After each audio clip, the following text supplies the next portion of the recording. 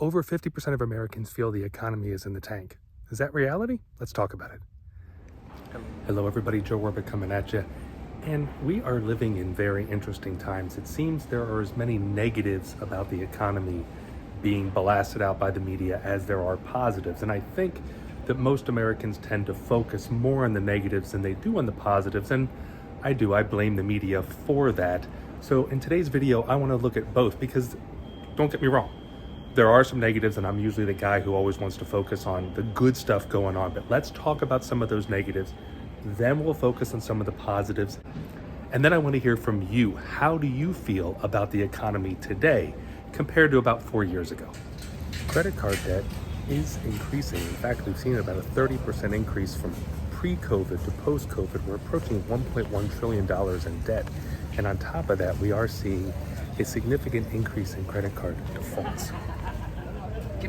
We're also beginning to see an increase in defaults on car loans, especially in the millennial and the Gen Z demographic area. I'm not really sure why this is. It may have to do with the increase in interest rates. Like I said, 20-year high.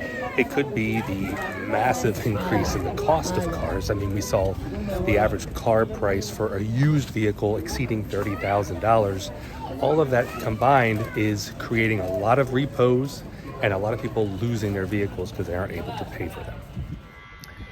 Add to the issues of the higher interest rates, we're seeing increasing defaults in home mortgages. Now, the positive thing about defaults in the home area is we're not going to see as many because values have climbed as significantly as they have, and people were not allowed to take out no down payment mortgages. So most of the people have available credit within their house.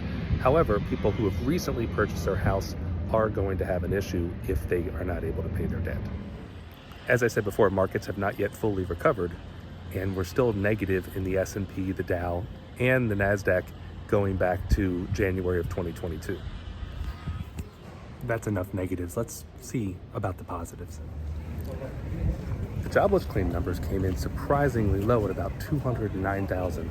Now, the good news about that is that it's not a lot of people applying for unemployment.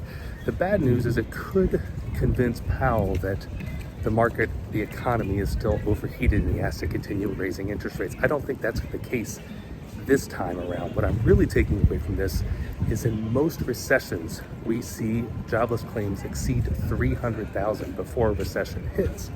And we'd have to have jobless claims increase 50% for that to happen. Tells me a recession is not on the table. While mortgage rates remain high, we've seen them actually drop from 8% into the mid-7s, and we saw a surge in home purchases because of that drop. And it seems like mortgages are going to continue to fall, and maybe within 6 months to a year, we'll be back to that 5, maybe 4.5% level. Gas prices have fallen about 50 cents over the last few months. As I said at the beginning, the stock market has seen a surge in growth because they now believe Powell is done raising interest rates.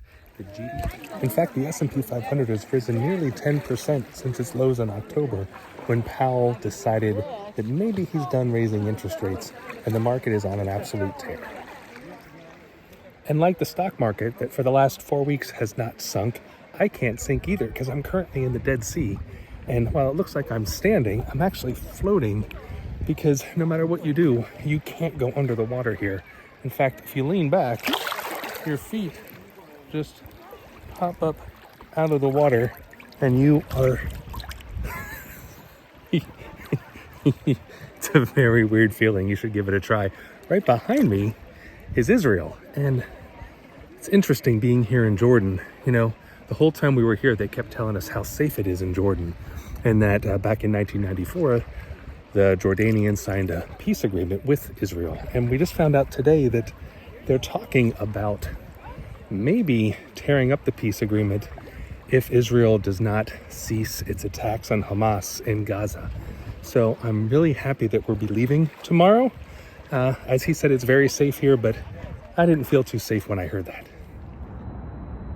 I made it safely out of Jordan, and I currently am standing at the highest point a human can stand in the world Unlike the S&P 500, which has not been able to reach its highest point in over 47 weeks. This is the 7th longest stretch that it's taken the S&P 500 to come back from its lows. But I know it's going to happen because it always happens.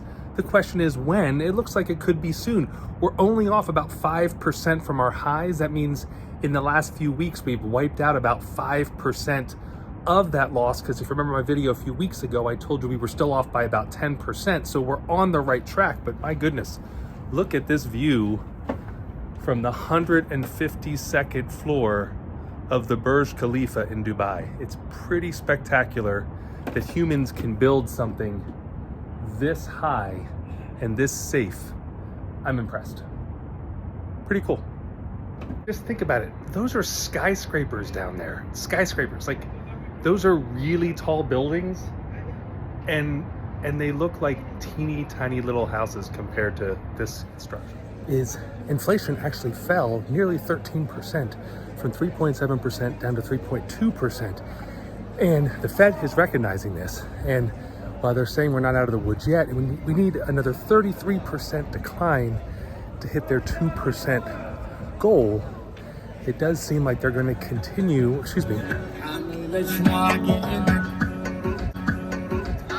it does seem like they are going to not raise rates in December, and this is positive. But the weird thing is, Americans don't feel like the economy is strong.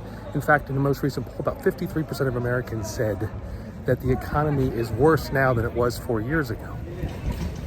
A recent study found that since 2019, the average American's net worth has increased to about $192,000. Now, of course, a lot of that has to do with the increase in home prices. However, it is a positive to take away. My question for you is, do you feel wealthier than you did 4 years ago?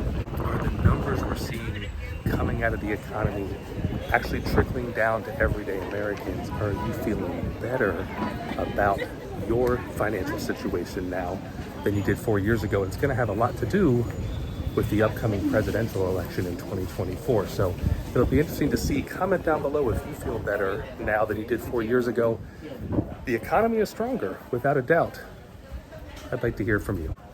If you like videos like this, make sure you check out some of my other videos, leave a comment down below, hit that subscribe button, and I'll see you next week. Oh, by the way, make sure you check back for my review of Jordan, Dubai, and maybe Doha. See you then.